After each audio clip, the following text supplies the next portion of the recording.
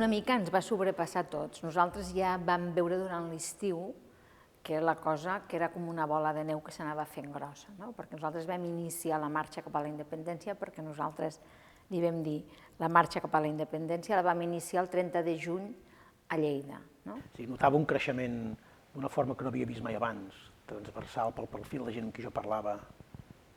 Això estava creixent molt i havia arrelat. Per tant, el país havia fet un clic i ens hi havíem de posar. Era el moment de posar-nos-hi.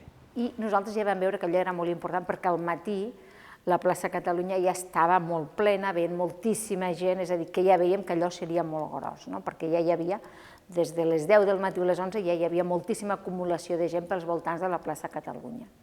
I efectivament, molta gent, i els dies o les setmanes anteriors ja es veia que allò seria un èxit per la quantitat d'autocars que s'estaven preparant. Doncs jo vaig estar, es van fer diverses capçaleres, estava en una d'aquestes capçaleres, la de la societat civil, al carrer Pau Claris, una mica més avall d'aquí on som ara, sí, parats, aturats, estona i estona i estona. Estava la pancarta estava al darrere i després hi havia tot de gent dispersa que estàvem una mica endavant amb la idea, jo havia quedat amb gent dient, escolta, com anirem avançant, quedeu-vos allà i tal, i no vam avançar mai, no? I va ser de sobte, ens vam quedar clavats durant hores en un lloc, sabent, tots dient-nos uns als altres, arriba cap aquí, arriba fins allà, arriba fins allà. I vaig estar, moltes hores amb companys diversos, jo recordo el Joan de la Darma, el Joan dels Pets, el Lluís Danés, etc., assabentant-nos per les coses gairebé en el boca a boca, perquè amb aquell col·lapse de gent els mòbils tampoc responien, no hi havia manera de saber què estava passant, i amb una certa sensació de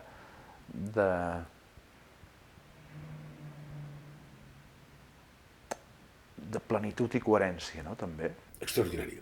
Jo a les manifestacions en general hi soc a dintre, diríem, però en aquella no hi era dintre, ara ho recordo molt bé. Va ser veure a la tele i esclar, com que t'ensenyaven els plans vistos des d'helicòpter o des de no sé on t'ho filmen, aquestes coses, en què es veia els carrers de Barcelona plens, que no sabies quan s'acabava la gent. Era una cosa tan emocionant i tan espectacular que vaig pensar, això no té comparació possible amb cap altra cosa que hem fet. Això el 12. I era com no creure-s'ho el que estava passant. De tant en tant anava a xerrar amb consellers o amb polítics i tots estaven amb una felicitat. Era un moment de dir, no eren polítics, eren ciutadans vivint un miracle. Per mi el que va ser sorprenent va ser la quantitat de gent que hi va haver i a mi el que em va sorprendre molt va ser la quantitat de gent que hi havia que parlava castellà.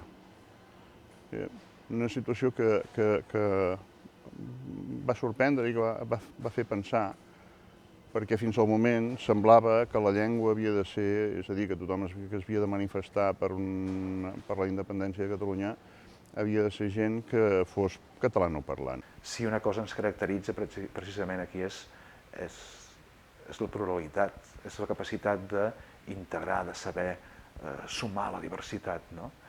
És bonic de recordar que allà hi havia molts independentistes, però hi havia gent que no ho era o encara no ho era, o potser no ho són encara ara.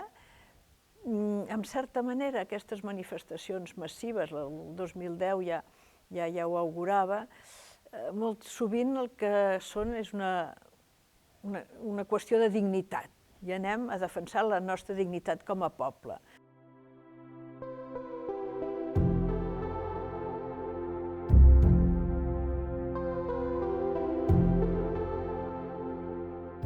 Home, jo crec que hi ha hagut diversos passos que han sigut molt espectaculars en aquest sentit, I en aquest cas el del Camp Nou va ser un dels casos importants.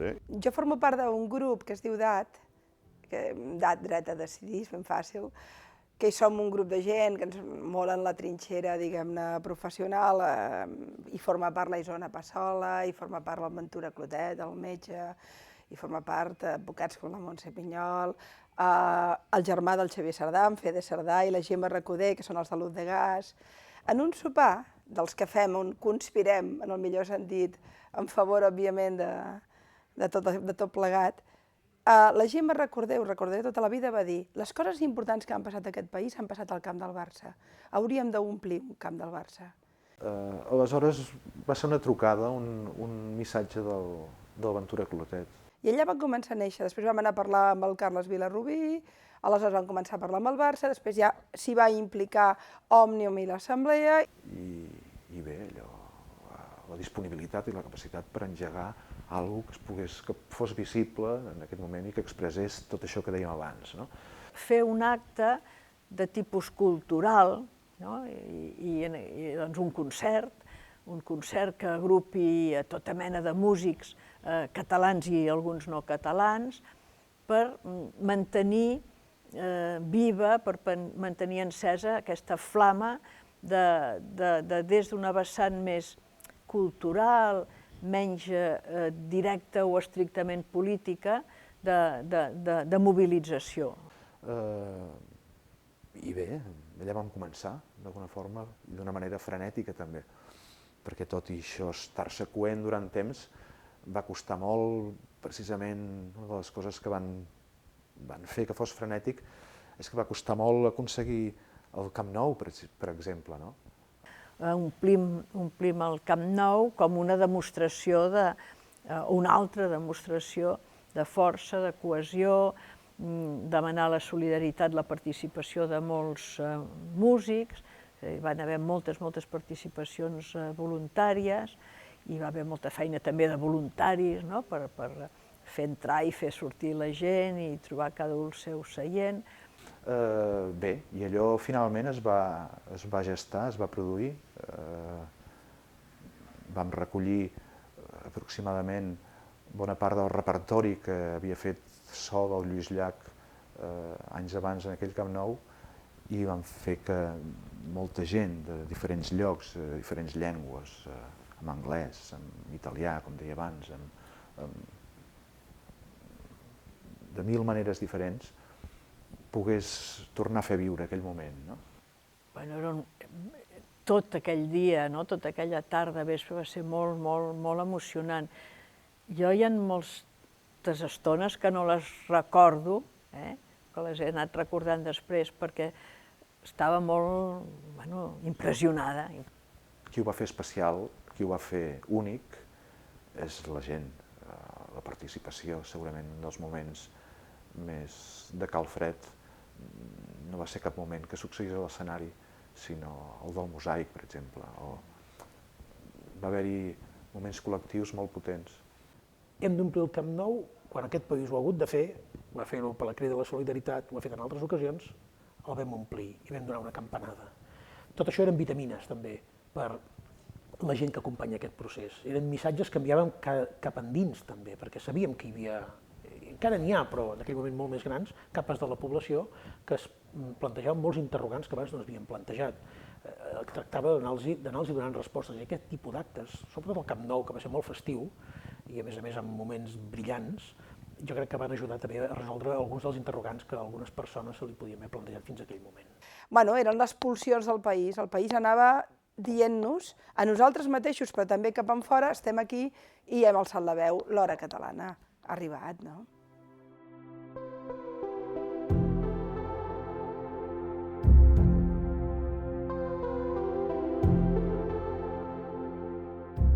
Jo he de dir que jo la vaig patir molt, la via catalana, en els dies previs, perquè era dels que deia ai, com no ens en sortim, ai, que l'hem feta molt grossa, quines fites ens fotem els catalans, quina bogeria, com aconseguirem, no ho ha fet ningú a la història, no ho ha fet ningú al món, entrarem al rècord, diguem, Guinness, no?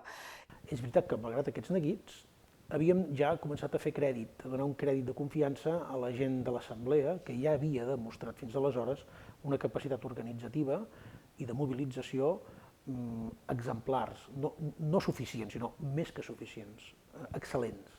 I per tant ja vam dir que faríem la via catalana i que travessaríem el territori des del Pertús fins al Canau, diguéssim, fins al riu Sénia, des del riu Sénia, representa fins al Pertús, doncs que faríem una cadena humana i que ens enllaçaríem, que ens agafaríem de les mans, doncs, per a demostrar la nostra voluntat. I realment també per a demostrar que això és una cosa de tots i que tots som necessaris, és a dir, totes les peces d'aquesta cadena, totes les peces són necessàries. I per tant tenies aquell puntet de por, anaves parlant amb tothom, no podeu fallar, us heu d'apuntar, ja us heu apuntat a la família, als amics, ja heu entrat a la web per apuntar-vos, tot era com una cosa, i em sembla que com ho vaig viure jo amb aquell punt de neguit, perquè realment aquella foto era una foto que no podíem fallar. La manifestació de l'any anterior podia haver omplert més o menys que res, ja era prou grossa. Però això era unir el país, i era perillós, era complicat, no? Tot i així, una vegada més, malgrat que ja sabíem pocs dies abans que això seria un èxit, al veure els resultats finals em sembla que ens vam emocionar i encara ara, mirant les fotografies, ens emocionem i les imatges són espectaculars. Una vegada més vam fer una cosa que no havíem fet mai i la vam fer molt bé. I aquells dies justament ens van convocar a la trobada anual que fan tots els PENs del món, són 144 centres, etc. I ho van fer a Islàndia, a Reykjavik. I llavors vam dir, no pot ser, sortirem. I vam sortir, que és un any en què ja es van fer moltes manifestacions d'aquest tipus, oi? A molts llocs, el 13, la gent ho feia a Londres, ho feia a Sydney, tal com ara s'ha votat, oi? Ho feien així. I llavors vam treure una estelada allà fora i ens hi van acompanyar uns col·legues bascos, uns col·legues escocesos que eren per allà i tal. I vam fer un grupet de 10 o 12 o 15 persones a Reykjavik. Jo decideixo, un, no apuntar-m'hi, i dos, anar-hi discretament, no comunicar-ho públicament, no convertir-ho en motiu de notícia, perquè en tot aquest procés jo he abominat sempre dels rànquings. Jo amb mi mateix, assegut a casa i mirant la tele i veient com es començava a desplegar, vaig pensar, home, hi has de ser. I per tant vaig decidir anar-hi en el punt més curt, línia recta salvant els carrers, entre el sofà de casa meva i un punt de la Via Catalana que passava a prop de casa. Perquè de les coses que em van emocionar més va ser veure la Via Catalana com hi participaven els exalcaldes de la democràcia, de manera natural, com hi participava una àmplia majoria del consistori municipal. Com, òbviament, hi participava gent que conec de la ciutat de tendències molt diverses, però que hi eren, agafats de la mà. Jo això vaig trobar-ho, evidentment, molt emocionant, però molt profund. És un discurs. Escolti, món, escolteu, Espanya, aquí tots, el que representem, que és molta cosa, aquí ens agafem de la mà, ens plantem davant del carrer que ens toca, davant de la plaça de la ciutat, i sortim una vegada més a defensar la llibertat de Catalunya, la llibertat de poder votar i de poder decidir el seu futur. I en la Via Catalana, més que la diada anterior, és quan vam descobrir que la nostra revolta era amb somriure. O sigui, realment era amb el somriure la revolta. És una revolta de somriures. És a dir, és la gent contenta, la gent alegre, gent gran, gent jove, avis, nets, llocs en els quals feien castells. Era un poble que somreia.